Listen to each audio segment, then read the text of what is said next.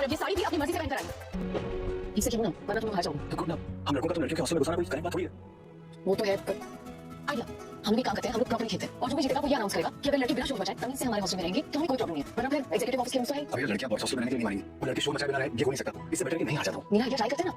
Flop idea मेरा काम नहीं करेगा। अमान तुम एक बार मेरा आइडिया ट्राई तो कर। आने वाले एपिसोड होने वाले ज़बरदस्त। जी हाँ दोस्तों, आने वाले एपिसोड में आप देखेंगे कि उधर अरमान और अबीरा इनके बीच में जो मुकाबला हो रहा होता है तो ये एक दूसरे को ताने मार रहे होते हैं। तुम साड़ी क्यों पहन कर आई, तुम ये क्यों कर आई, तुम मुझे अट्रैक्ट नहीं कर सकती, मुझसे जीत नहीं सकती।